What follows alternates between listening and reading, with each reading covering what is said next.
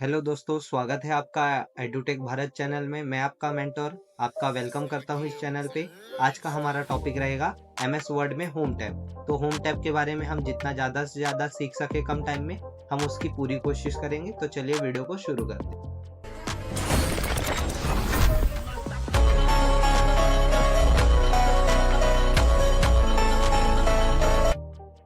Video को शुरू करते हैं।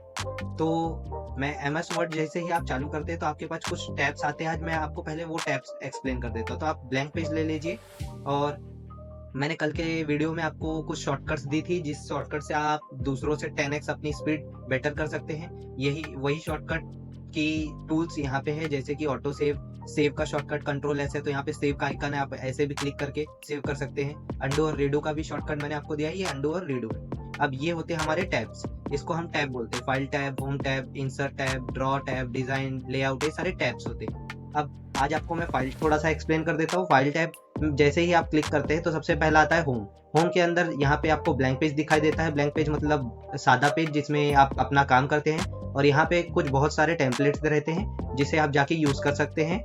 आप मोर टेम्पलेट पे क्लिक करेंगे तो आप जैसा टेम्पलेट आपको चाहिए आप सर्च कर सकते हैं। और रिसेंट में आपने जो फाइल के ऊपर वर्क किए रहेंगे वो दिखते हैं, और यहाँ पे उनके डेट्स दिखाई देते हैं आपको। और यहाँ पे आप फेवरेट पे क्लिक करेंगे तो आपने जो फेवरेट रखा होगा वो आपको शो होगा। अब न्यू पे जाएंगे तो न्यू पे पहला आपको पूछेगा ब्लैंक डॉक्यूमेंट चाहिए, वही टेम्पलेट आपको शो करेंगे जो मैंने आपको एक्सप्लेन किया।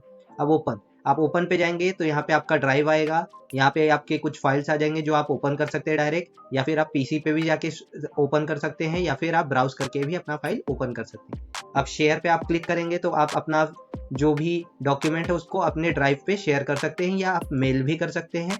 आप शेयर पे क्लिक करेंगे जब तो इधर मेल आता है, और पीडीएफ करके भी आप शेयर कर सकते हैं।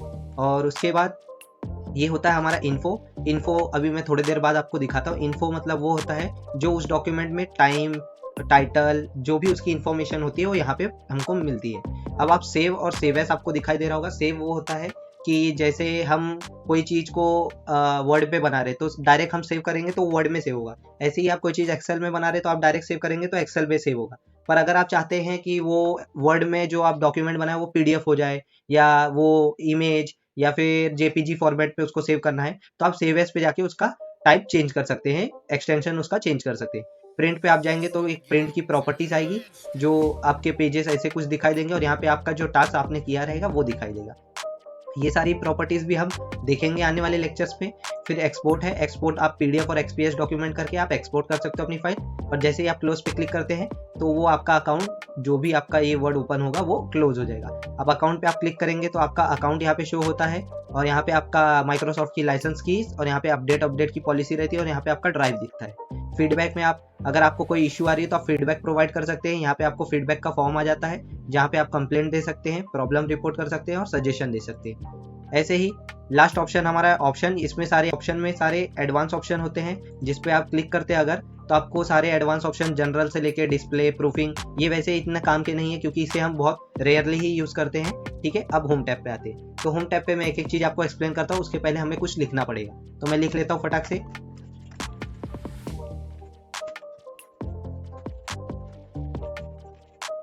तो ये हमारा चैनल का नेम है, जिसे आप सिलेक्ट कर सकते हैं माउस से भी, पर आप शॉर्टकट भी यूज कर सकते हैं कंट्रोल ए, या फिर आप शिफ्ट की को दबा के अपना एरो की से भी सिलेक्ट कर सकते हैं।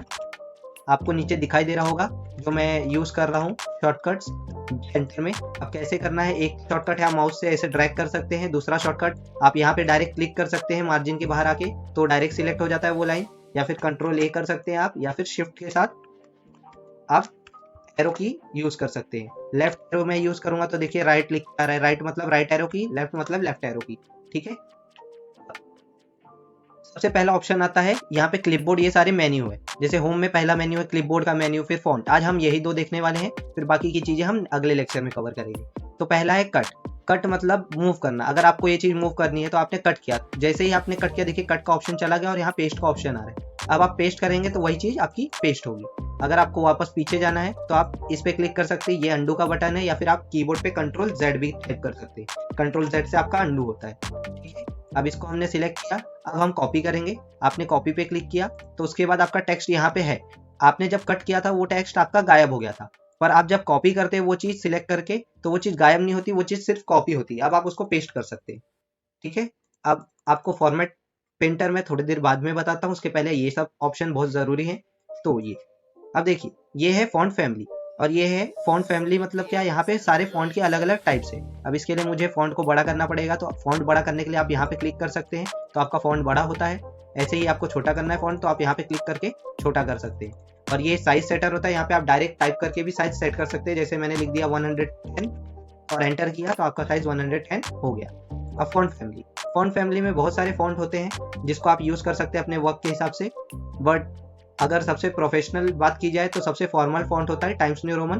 टाइम्स न्यू रोमन एक सेरिफ फॉन्ट है जिसमें कुछ इसकी ये पहचान है, अगर आपको जूम करना है तो आप कंट्रोल और स्क्रॉल करके आप जूम कर सकते हैं। तो देखिए, ये कुछ आइकन में ये ऐसे लाइनिंग बाहर आए हुए दिख रहे हैं, वो सेरिफ फॉन्ट की पहचान होती है। और सबसे फॉर्मल फॉन्ट हमारा होता है टाइम्स न्यू रोमन। आप जो बुक्स पढ़ते हैं या जो भी प्रोफेशनल वर्क आप काम करते हैं अपना, वो आपका टाइम्स न्यू रोमन में ही होता है। ठीक है, तो ये 4 चीज आपको समझी होंगी, font family, size setter, increase size और डिक्रीज साइज। अब ये है केसिंग, इसमें आप अपने सेंटेंस का अलग अलग केस कर सकते हैं। जैसे ये अभी मैंने सिलेक्ट किया है, और ये अभी मेरा बाय डिफॉल्ट सेंटेंस केस में है। कैसे मुझे पता चला? सेंटेंस में पहला अल्फाबेट कैपिटल होता है और बाकी सारे अल्फाबेट छोटे होते हैं। अभी मैं आपको पैराग्राफ में एक्सप्लेन करूंगा तो आपको अच्छे से समझेगा। तो मैंने पैराग्राफ का कोड लिख दिया और पैराग्राफ आ गया। तो देखिए, अभी मैं इसकी साइज बड़ा करता हूँ थोड़ी।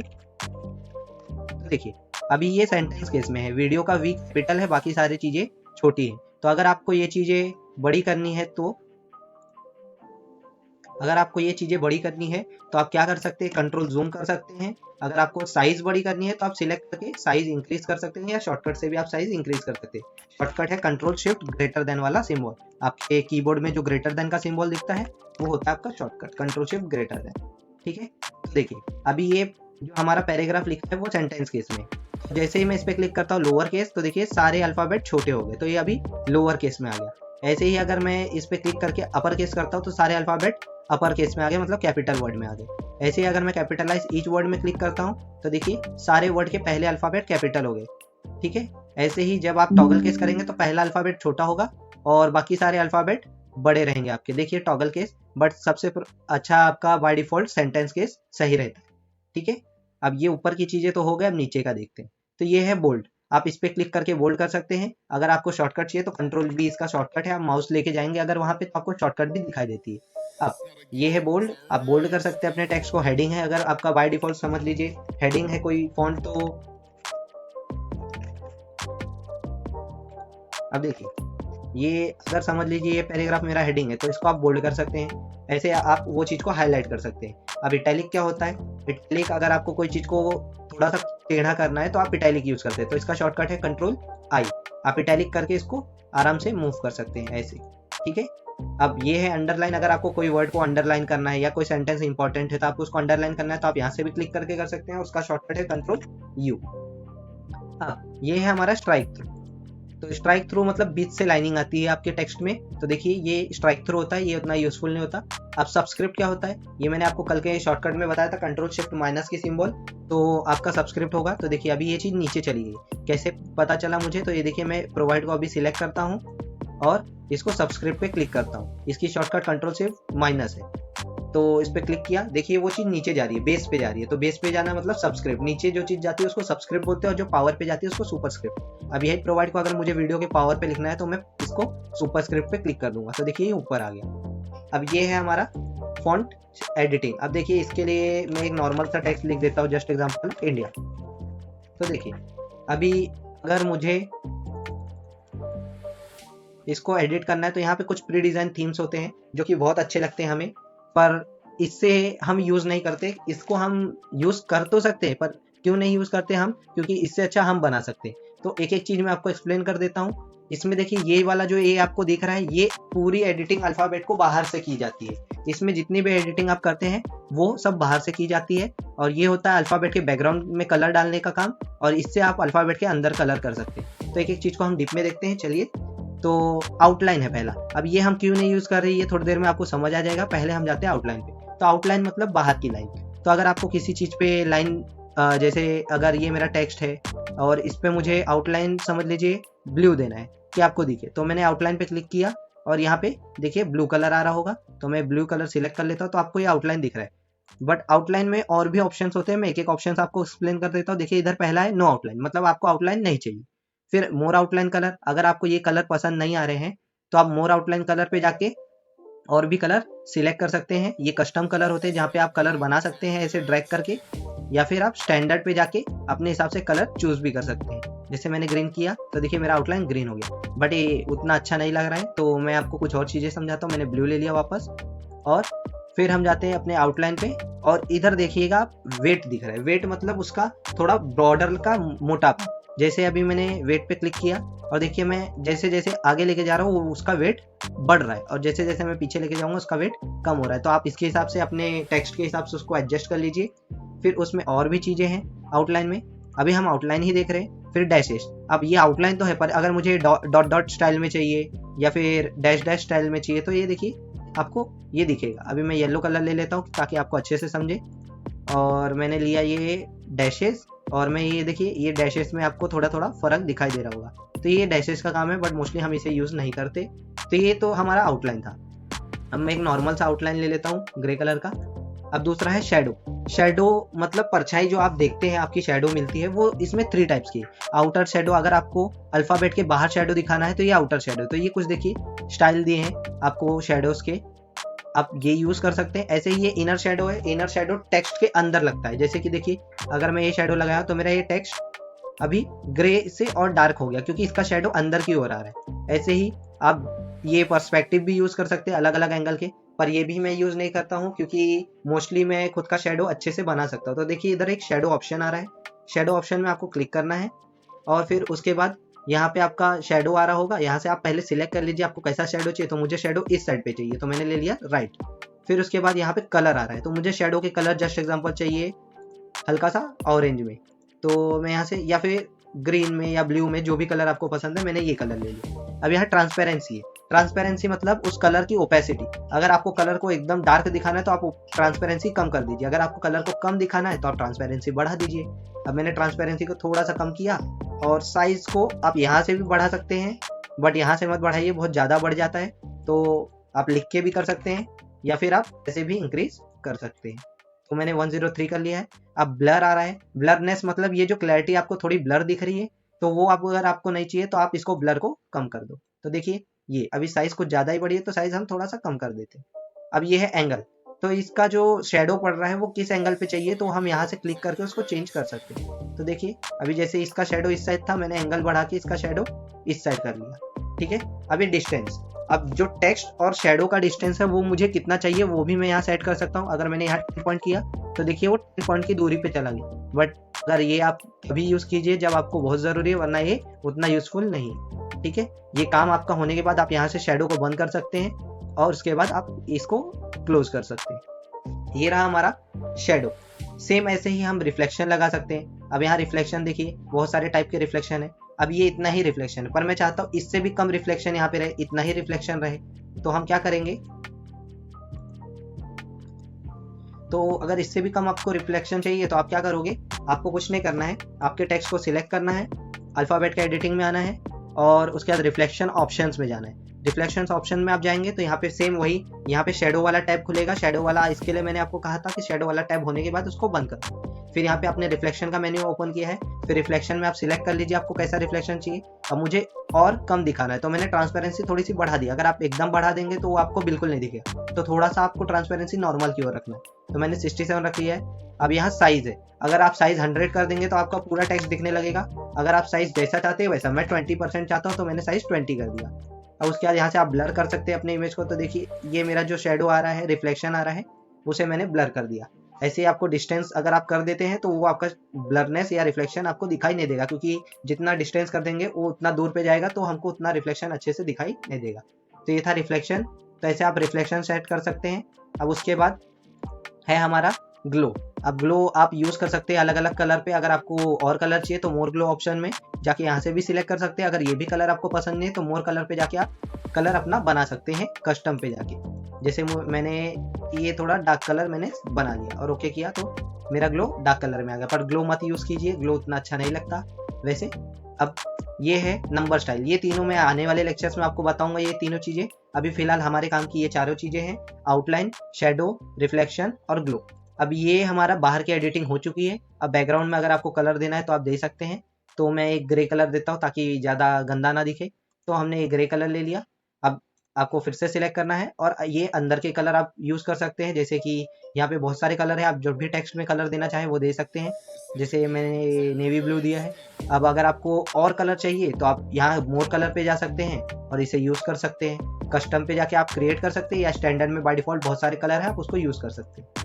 बट अगर आपको 2 शेड ऑफ कलर चाहिए तो आपको ग्रेडियंट पे आना पड़ेगा। जैसे मैंने अभी रेड कलर सिलेक्ट किया है, तो मैं यहाँ पे अगर ग्रेडियंट पे जाता हूँ तो रेड का ग्रेडियंट मुझे दिखा। तो यहाँ एक आ रहा है लाइटर वेरिएशन और एक आ रहा है डार्क वेरिएशन। लाइटर वेरिएशन ये होता है कि जैसे हमारे कलर का लाइट कलर, और डार्क वेरिएशन मतलब कलर से डार्क कलर। तो देखिए यहाँ वेरिएशन और उसके अलग अलग एंगल है। जैसे यहाँ पे ऊपर साइड डार्क है और नीचे साइड लाइट है, ऐसे ही इसमें ऊपर ज़्यादा डार्क रहेगा और लाइट। तो मैं लीनियर यूज़ कर सकता हूँ। ऐसे बहुत सारे, अगर आप सेंटर यूज़ करते हैं तो देखिए यहाँ पे सेंटर में आपका टेक्स्ट डार्क है और आजू बाजू में आपका टेक्स्ट लाइट है। बट अगर आप चाहें तो खुद का भी ग्रेडियंट बना सकते हैं। कैसे?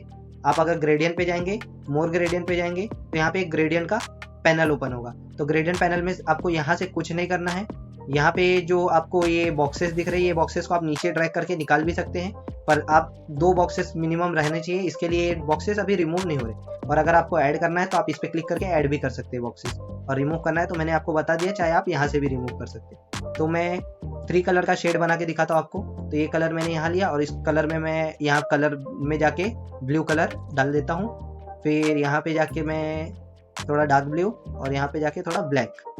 तो ये देखिए, ये हमारा ग्रेडियंट रेडी है। अब इसकी भी कलर आप सेट कर सकते हैं, एक एक कलर की। अगर आपको ट्रांसपेरेंसी थोड़ी बढ़ानी है तो आप बढ़ा सकते हैं, ऐसे ब्राइटनेस बढ़ानी है तो ब्राइटनेस बढ़ा सकते हैं। तो कलर आपका ब्राइट हो जाएगा। तो देखिए ये कलर मेरा अभी क्यों नहीं दिख रहा है आपको, क्योंकि हमने सिलेक्ट नहीं किया है। तो अभी मैंने सिलेक्ट किया और फिर आया, यहाँ से कलर चेंज करना पड़ेगा मुझे।